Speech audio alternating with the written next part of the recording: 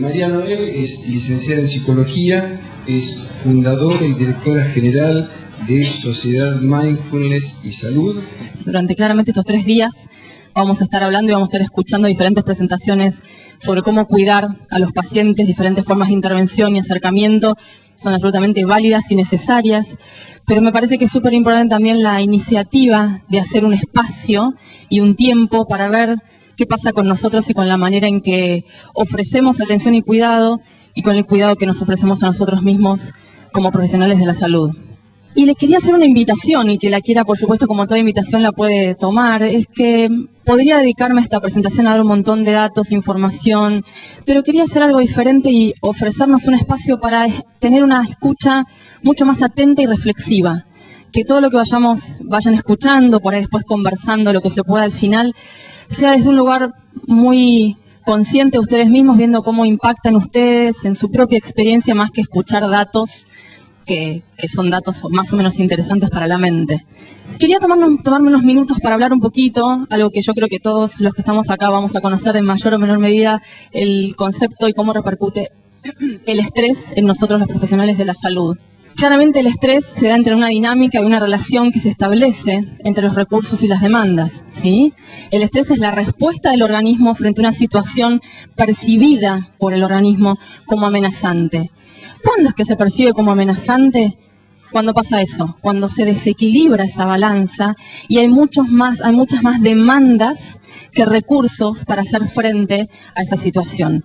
Cuando yo percibo que las demandas son mucho mayores a lo que yo puedo y con lo que yo cuento para hacer frente, allí se activa en nuestro organismo la reactividad y la respuesta del estrés con todo lo que ya sabemos, fisiológicamente, emocionalmente, cognitivamente. Es una reacción psicofisiológica que se activa en el organismo, que nos ayuda o no, a veces, si se cronifica no tanto, a hacer frente a la situación de demanda.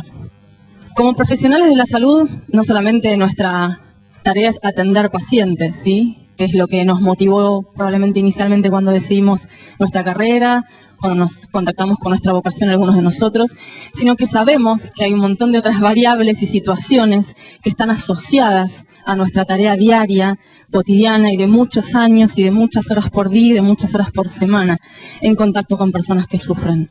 Entonces es importante que nosotros podamos ser conscientes de todos los estresores que podemos llegar a notar y percibir en nuestra situación laboral, además de atender pacientes, que es lo que inicialmente nos movió a eso. Y como ustedes ven, acá hay varias situaciones con las que estamos alrededor nuestro cotidianamente y crónicamente. En la medida que empezamos a mantener cierto estado de estrés, se cronifica, y mantenemos una adaptación, o desarrollamos, mejor dicho, una adaptación a la cronicidad del estrés, y empezamos a funcionar en piloto automático, de alguna manera. Empezamos a estar mucho más reactivos a nivel emocional, cognitivo, de atención, y empezamos a notar los efectos del estrés en nuestro cuerpo, y se genera como un estado de desatención y de falta de conciencia de las propias señales del cuerpo y del estrés en nuestro cuerpo muchas veces. Y llegamos a estados por ahí de mucha intensidad de algunos síntomas, donde nos dan la señal, pero probablemente hubo señales previas que nos estaban indicando algún estado de ese desequilibrio de la balanza, pero que no pudimos observar atentamente.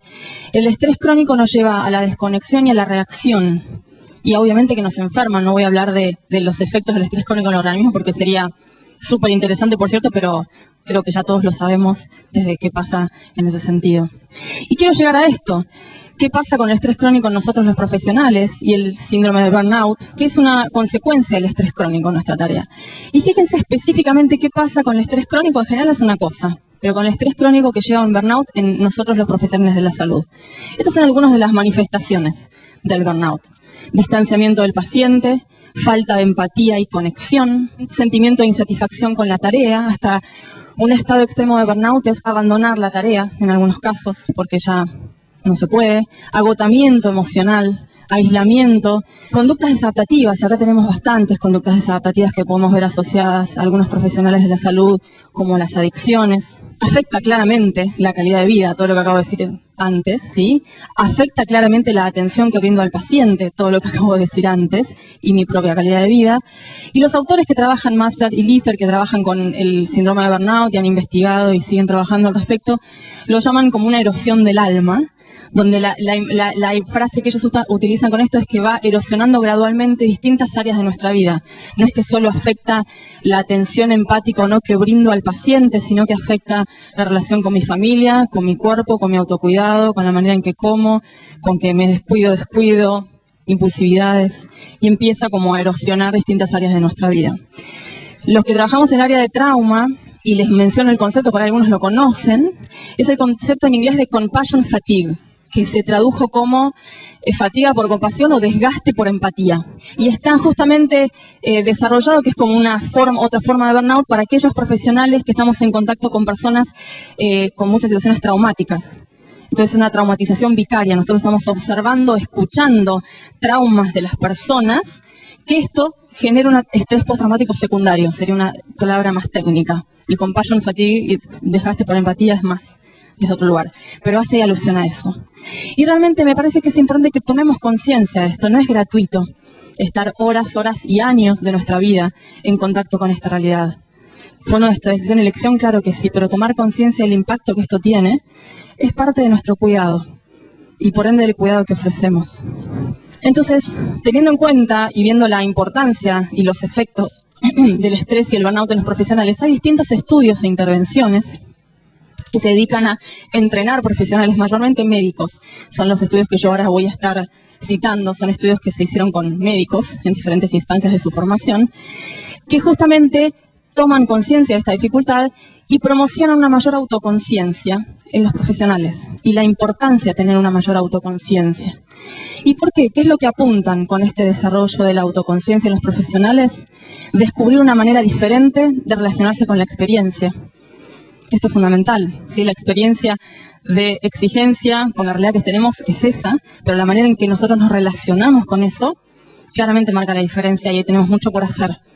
Ampliar los recursos y estrategias de afrontamiento para una mayor efectividad, porque claramente, como dije antes, afectaba nuestro trato con el paciente y atención. Entonces esto también, esta autoconciencia nos permite una mayor efectividad y sin duda aumentar la satisfacción personal, los efectos a nivel personal y de salud y de felicidad que trae esto en nosotros o no. ¿Y cuál es la propuesta? Comenzar por nosotros mismos. ¿Para qué? Para poder desde ahí desarrollar estas habilidades de autoconocimiento. ¿Por qué? Porque se ha visto que el autoconocimiento, en distintos estudios que se han hecho, es esencial para la expresión y aplicación de valores en la práctica profesional. ¿Y valores como cuáles? Y fíjense, empatía, compasión, paciencia, aceptación, autenticidad, acompañamiento y cuidado integral de la persona. No son cosas menores a nuestra práctica. Es tan central como las intervenciones que hacemos, tan central como lo que estudiamos todos los días y nos formamos cotidianamente. Y la pregunta que yo me hago en esta instancia es esto: ¿cuánta formación le han dedicado, cuánto tiempo le han dedicado en el último año, por limitarlo en un tiempo, a desarrollar esto que acabo de decir? La compasión, la autenticidad, la empatía, el cuidado genuino, el ¿Cuánto tiempo le dedicaron? ¿Qué atención le brindaron? La idea es que estas preguntas las hago no para que las contesten necesariamente, sino que se las pregunten y vean qué aparece. Ahora en ustedes cuando se lo preguntan. Sin juzgar la respuesta, solo notando lo que es real para nosotros ahora. Y me hago otras preguntas. ¿Esto se aprende? ¿Se puede aprender? ¿Dónde? ¿De qué manera? ¿Lo puedo forzar? ¿Fuerzo la compasión y la autenticidad y la aceptación empática? Esto es una pregunta que nos hacemos muchos de los que estamos en el tema y que se ha visto la importancia de poder enfatizar y desarrollar estas habilidades y la necesidad imperiosa por nosotros y por la atención que brindamos. ¿Y cuál es la propuesta? Una manera, y esto lo aclaro, una manera de poder desarrollar este estado de autoconciencia y autoobservación que nos permite una mayor presencia empática de alguna manera es la práctica de la meditación mindfulness, ¿sí? Que promueve claramente esta mayor conciencia y autoobservación. Entonces la pregunta para hacernos ahora, ¿sí?, es meternos un poquito en qué es mindfulness para aclarar esto y de qué estamos hablando cuando hablamos de mindfulness. Como ustedes ven, la palabra mindfulness es una palabra en inglés. Los que saben inglés se van a dar cuenta que no hay busquen una traducción y no van a encontrar probablemente una palabra que traduzca claramente o lo más fielmente posible lo que mindfulness significa en inglés. Yo les cuento las traducciones que se usan en los manuales y libros, que cada vez hay más, por suerte, en español. Atención plena, presencia mental, mente plena, conciencia plena y algunas otras desastrosas que no quiero ni ofrecérselas porque nos confunden más. Lo que más se está usando es atención plena o conciencia plena para hablar de mindfulness en español. Entonces, de ahora en más en la charla, cuando yo diga mindfulness, estoy hablando de esta palabra en español también. ¿Para qué es? Mindfulness es una forma de conciencia que emerge del prestar atención. La pregunta sería, ¿prestar atención a dónde? ¿De qué manera? ¿Sí? Prestar atención es muy amplio. Y tiene ciertas características. Entonces, la conciencia que emerge del prestar atención, primero deliberadamente, intencionalmente. Hay un componente intencional, deliberado en esto. Segundo elemento que hace que mindfulness sea mindfulness, ¿a dónde presto atención? Otra buena pregunta. Al momento presente. Y otro tercer componente que hace que mindfulness sea mindfulness y no otra cosa, es el componente de la actitud y la cualidad con la que yo ofrezco atención al momento presente, que es la aceptación, y acá les ofrezco como otras palabras que van asociadas a este componente, la aceptación, la amabilidad, la paciencia, el no enjuiciar la experiencia, la no reactividad. Es una atención, ya sea a mi experiencia en el momento presente o a la situación, con mucha curiosidad y reconociendo lo que está pasando en este momento. Es un estado de presencia atenta e integrada en el momento, ya sea en mi experiencia interna, en mi cuerpo, emociones, pensamientos, o en aquello con lo que estoy conectándome o con la persona con la que estoy conectando. Claramente, si ustedes se piensan un poquito en el último día, vamos a limitarlo, y les pregunto y piensen cuántos momentos de las últimas 24 horas o desde hoy a la mañana, más limitado si quieren, han estado en este estado de presencia. Probablemente nos hemos bañado, tomado un taxi, un colectivo, manejado, tomado algo, vestido. ¿Cuán presentes, atentos, conectados hemos estado en aquello que estamos haciendo? Este estado de atención plena es lo opuesto a lo que hablaba antes del piloto automático de la reactividad del estrés. La reactividad del estrés nos lleva a estar desconectados y desatentos y reactivos, atrapados en los pensamientos anticipatorios. Este estado de presencia plena, de conciencia plena, nos conecta con el presente y debe ser cultivado y practicado. Porque si no, como muchos de ustedes me dicen con sus caras, no estamos en este estado de presencia, naturalmente, así, espontáneamente. Ese nombre que ven ahí, yo no lo mencioné, pero vale la pena que lo conozcan. Para los que no conocen, es Jon Kabat-Zinn. Jon Kabat-Zinn es un biólogo molecular del MIT en Massachusetts, donde hace más de 30 años desarrolló el programa de reducción de estrés basado en mindfulness y fue quien abrió, quien llevó a una manera más clara o al mainstream de la medicina y la psicología y de la ciencia las prácticas de mindfulness, porque empezó a investigar y a publicar trabajos científicos respecto de qué pasaba con esta intervención, que sería otro mundo para contar, que hoy obviamente no puedo, pero es interesante que conozcan este nombre y si lo quieren investigar, se lo sugiero porque vale la pena. Mindfulness, de alguna manera, este estado de parar, detenernos y observarnos y conectarnos con la experiencia, lo que nos va permitiendo con el tiempo, practicando esto, pacientemente y amorosamente con nosotros mismos, es poder establecer una relación diferente con el sufrimiento. ¿Y por qué esto es importante? Porque ya vamos a ir viendo qué pasa con el sufrimiento, pero para no adelantarme, de alguna manera el sufrimiento nos genera alguna forma de reacción. Rara vez no queremos conectar y habitar el sufrimiento y observarlo. Por lo general, el sufrimiento, en sus diferentes formas en que se puede manifestar, nos genera algún tipo de reacción, de rechazo, de juicio. ¿Sí? ¿Les suena? ¿A alguien le pasa esto? Digo, lo pueden referir en su experiencia. Y fíjense cómo ahí lo viene a Jon Kabat-Zinn. Fíjense cómo habla Jon sobre la práctica de mindfulness. La práctica de mindfulness consiste en el proceso de observar expresamente cuerpo y mente y de permitir que nuestras experiencias se vayan desplegando de momento a momento y aceptarlas como son. Fíjense todo lo que no implica. No implica rechazar las ideas, ni intentar fijarlas, ni suprimirlas, ni controlar nada en absoluto más que no sea el enfoque y la dirección de la atención. Eso sí es lo único que controlo y regulo, a dónde atiendo.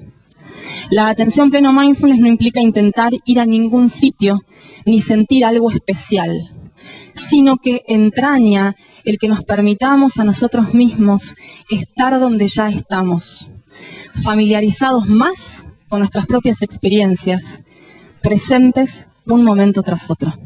Cuando Jon habla de esto de familiarizados, se está hablando de establecer una relación más íntima con nosotros mismos, de un conocimiento más experiencial de cómo es estar vivos ahora, cómo es sentir angustia cuando la siento, cómo es estar ansioso, cómo es sentir dolor. a una conexión más directa con nuestras propias experiencias. Y algo importante que dicen en el párrafo del medio es, no implica poner la mente en blanco. A veces pasa que hay ciertas ideas que meditar es poner la mente en blanco, algunas veces les puede haber pasado, y es bastante difícil, por no decir imposible, poner la mente en blanco. No tiene nada que ver con eso. No tiene que ver con desconectarse de la experiencia, andar como un zombie así por el mundo sin que nada me toque, porque como yo medito estoy más allá del bien y del mal. Es otro concepto errado. La práctica de mindfulness nos lleva a una conexión y un enraizamiento mucho más potente con lo que está sucediendo y con la realidad, y no una desconexión media desapegada de la vida, ¿sí? Quiero avanzar un pasito más. Y ahora quiero que unamos qué pasa con la práctica de mindfulness en la práctica clínica, ¿sí? Que es esa la integración que nos convoca en el día de hoy. Y lo que se da es lo que se conoce en inglés como mindful practice. Lo digo en inglés porque en español podríamos traducirlo como práctica atento consciente, pero mindful practice nos dice otra cosa para el que sepa inglés. Ronald Epstein es un médico egresado de la Universidad de Harvard, donde él es profesor de medicina familiar, de psiquiatría, oncología, en Rochester, en Estados Unidos. Y es uno de los pioneros, porque lo que hizo Ronald Epstein, ahora, bueno, tiene un desarrollo muy importante, pero empezó desde hace muchos años a realmente estudiar qué pasaba en la presencia, en la atención de los médicos. Trabaja con médicos directamente en la universidad, forma a los médicos en la residencia y está dedicado a investigar cómo se puede mejorar la comunicación entre médicos, pacientes y seres queridos. Justamente se dedica a estudiar ese aspecto. ¿Y quién de nosotros no se comunica con sus pacientes? Es una herramienta, habilidad que todos tenemos que desarrollar si queremos ser lo más efectivos y atentos posibles. Y la manera en que comunicamos, nos relacionamos y observamos a nosotros en ese contexto es fundamental. Este es un trabajo que él publicó en La Llama en el 99, se llamaba The Mindful Practice, era el paper, ¿sí? Y él hablaba en este trabajo, hubo muchísimos más después, por supuesto, ¿no? Pero es como este es como el que entró en aquel momento y abrió muchísimo, muchísimo, y forma mucho. Que un profesional atento, y él habla ahí como mindful practitioner, yo lo traduzco como un profesional atento, yo diría atento y consciente por esa traducción, desarrolla autorreflexión, ¿se acuerdan que hablábamos antes? Y conciencia de sí mismo. ¿Y qué es lo que le permite esto? Fíjense, estar presente con el paciente momento a momento. Parece obvio, pero no es tan obvio. Mírense, piensen en la próxima consulta que tengan, cuán atentos estuvieron y conectados momento a momento con ese paciente, con uno solo. Observen. Examinar sistemas de creencias y de valores que se ponen en juego al momento de relacionarnos con los pacientes, de dar intervenciones, de diagnosticar, de hablar con la familia. Todo el tiempo esto está sucediendo y justamente él tiene muchísimo desarrollado sobre esto, cómo van influyendo en nuestra toma de decisiones y la importancia de ser conscientes de esto. No es que vamos a dejar de tener valores y sistemas de creencias. No se trata de eso. Se trata de tomar conciencia y ver cómo esto nos influye. Manejar emociones intensas, o algo mucho más interesante que para mí debemos desarrollar mucho más, que es reconocer la incapacidad que a veces tenemos de manejar ciertas situaciones. Reconocer nuestras limitaciones. Yo creo que ahí tenemos muchísimo más para aprender porque las formas que tenemos de no reconocer y no aceptar que esto está pasando en nosotros perpetúa mucho más y empeora muchas veces la situación. Si yo pudiera conectarme, reconocer y permitirme ver lo que en este momento puedo y lo que en este momento no puedo, es mucho más sabio, coherente y atento hacia el otro que seguir creyendo, haciendo creer y creyéndome algo que no es. Transmitir información y tomar decisiones complejas, fundamental de forma médicos, con lo cual hay mucha información allí para trabajar. Desarrollar actitudes técnicas, por supuesto que todo esto no es que es ajeno a las técnicas e intervenciones que estudiemos, sino que sigamos aprendiendo y estudiando, pero hagamos un poquito de tiempo para esto en nuestra mente. Y abordar asertivamente dificultades en conflictos interpersonales, ¿sí? Él habla que este proceso de autorreflexión y autoconocimiento se desarrolla a través de la práctica de mindfulness. Y es súper interesante cómo él desarrolló toda una forma, como un proceso de formación, un modelo de formación para los médicos que ya se está replicando en distintos hospitales en el mundo, por suerte, no solamente quedó en Rochester. ¿Y qué pasa? Cuando paramos, nos detenemos y nos observamos, y nos conectamos y empezamos a auto-observarnos en esta autoconciencia que decía, una de las primeras experiencias con la que nos encontramos es la experiencia del registro del sufrimiento en diferentes formas. Dolor, frustración, tristeza, ansiedad, sobrecarga, incomodidad, tensión interpersonal, miedo, dudas, incertidumbre, impotencia. Pensando en nosotros profesionales, estoy pensando específicamente. Y la pregunta que me permito como invitarnos a hacer es, ¿por qué no podemos ofrecernos el mismo cuidado que brindamos a los pacientes y que intentamos brindar a nosotros mismos? ¿Qué hacemos nosotros y cómo nos relacionamos nosotros con nuestro sufrimiento? Y esa es la pregunta que quiero abrir. Y ojalá que no se cierren en 10 minutos, sino que la puedan seguir dejando ahí. Quizás como la pregunta más importante de esta charla para mí es, ¿cómo se relacionan con su sufrimiento? Y abrir, a ver qué aparece. Lo que nos lleva el poder conectarnos con nuestro sufrimiento y empezar a desprender la relación que establecemos con el sufrimiento, es a conectar con nuestro corazón y a integrarnos como personas y seres humanos para ofrecer una atención humana integrada a otro ser humano que tengo adelante. Entonces, en los próximos minutos quiero hablar de estas cualidades del corazón en nuestra práctica clínica. Hace un tiempo leyendo y estudiando sobre esto, que es un tema que me apasiona, encontré en un manual clínico para formación de profesionales una definición de corazón, que es de Palmer y Parker, y hablaban del lugar donde el intelecto, la emoción y el espíritu convergen en el ser humano. Y me encantó en aquel momento cuando la leí, me hizo como mucho sentido, porque no es que no conecto con la formación, con el intelecto, con ese lugar de convergencia y de integración profunda en nuestra presencia. Pero para eso tengo que conectar con estas cualidades de corazón. Que en nuestra práctica, si yo no tengo la intención, no lo hago. Porque me lleva, y probablemente a todos nos lleve. ¿Por qué es tan importante conectar con el corazón y con estas cualidades? Porque de esta conexión emergen cualidades que son universales, esto es, todos los seres humanos las tenemos, y transformadoras. Como la empatía y la compasión. Algo importante para detenerme, que es la compasión. Cortito, por cuestiones de tiempo, pero quiero aclararlo esto. Porque compasión en inglés, que ya hay muchos desarrollos, compassion, tiene una connotación diferente a la que tenemos acá. Y yo me encuentro que muchas personas cuando hablamos de esto hay como mucha resistencia.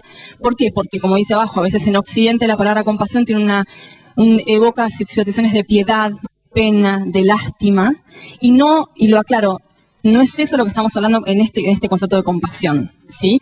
La compasión en este contexto, como hablamos, implica en esencia una bondad básica, una cualidad de corazón y de presencia, de bondad, que emerge del reconocimiento del sufrimiento. La compasión emerge en las puertas del sufrimiento, ante propio o de otros. Y que además tiene un componente activo, que es el deseo y la intención de aliviar el sufrimiento, ya sea de uno o de otro. O sea, me conecto con el sufrimiento, autocompasión mío, compasión hacia otros seres. Y está el deseo, la intención, el componente activo de querer aliviar el sufrimiento de otro ser humano. Como ven, de pena, de lástima, no tiene, sino es un momento de conexión profunda y de integración, de alguna manera, de estar en aquello que es.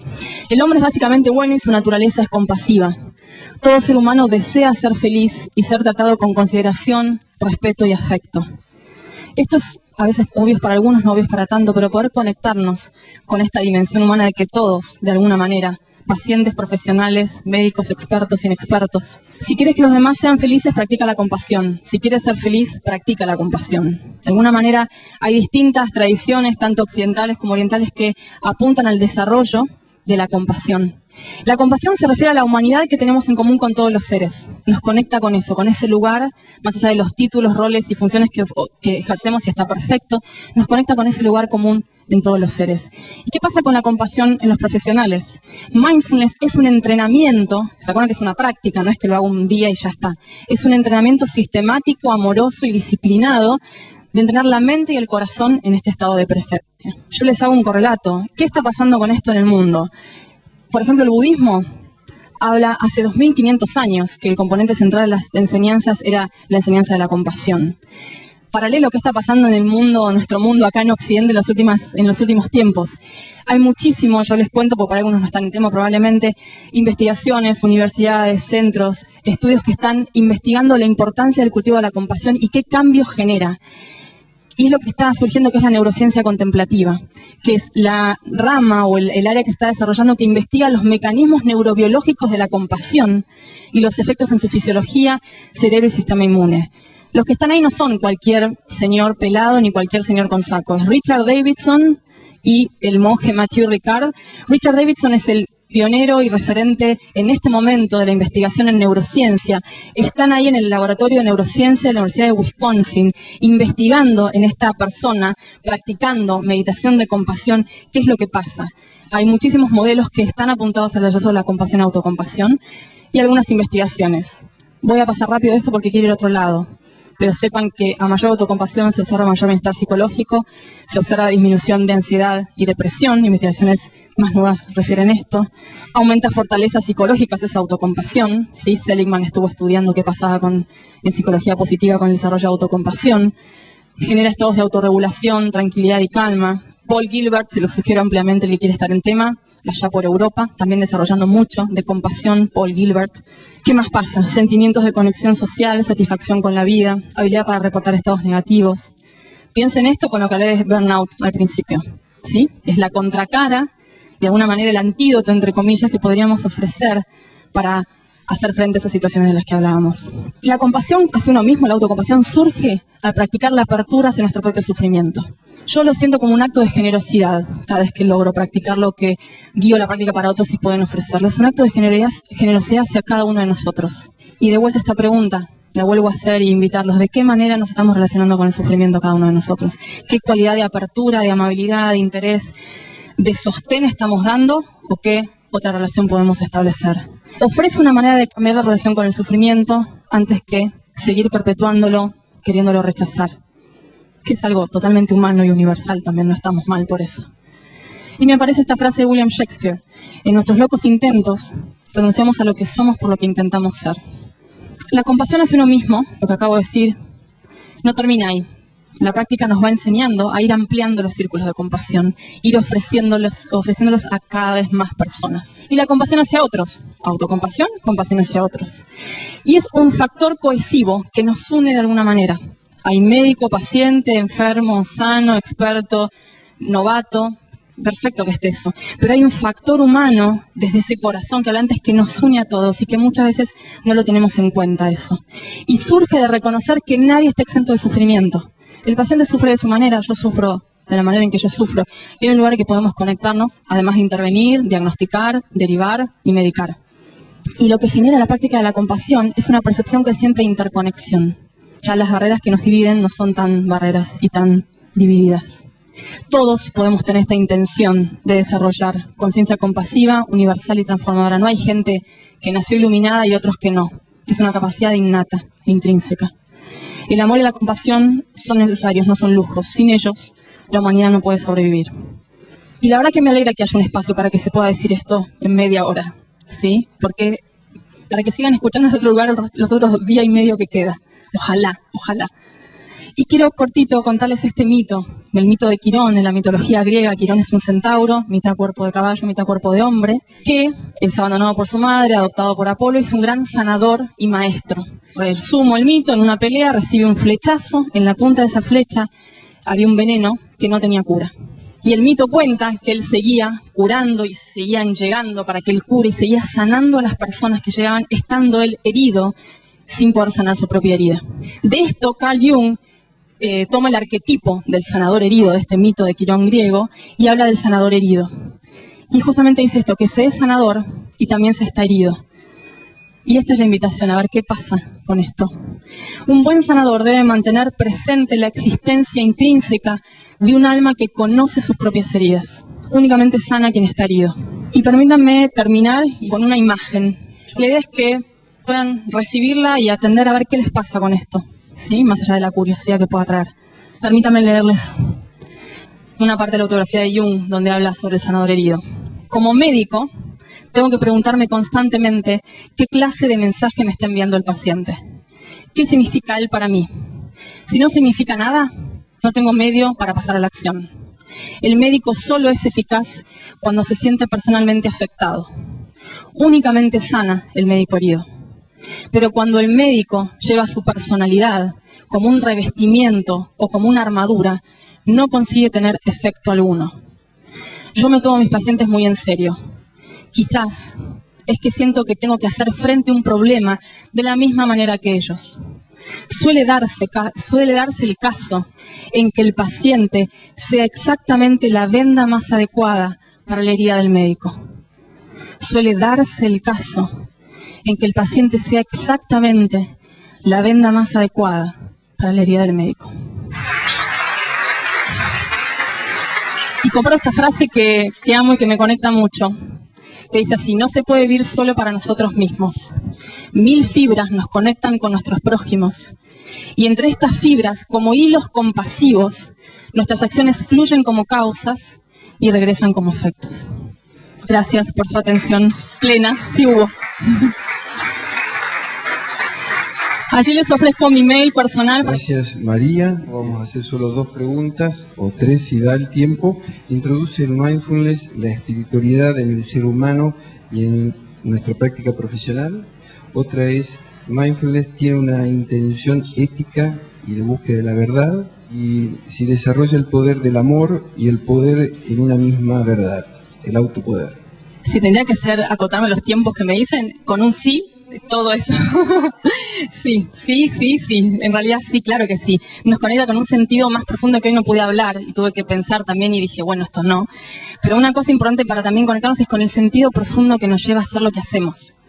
Con esto desde el amor que podemos transmitir, desde la manera y desde el dónde estamos cuando estamos con otro ser sufriente. ¿Desde qué manera? Y claro que nos conecta con un sentido ético, con una verdad más profunda, con el amor en la práctica clínica. Que podamos hablar de esto a mí me emociona, que hoy haya un lugar en un congreso internacional y que se hable por lo menos un rato de esto. Sigamos después formándonos, fantástico, sigamos escuchando, pero esto es fundamental. Entonces sí, claro que sí. Y la primera pregunta, hablaba de la espiritualidad. Claro, que es ingresar un aspecto espiritual en nuestra práctica, además del técnico, del clínico, de todo lo que, un aspecto mucho más profundo y más trascendente en lo que hacemos. Ojalá.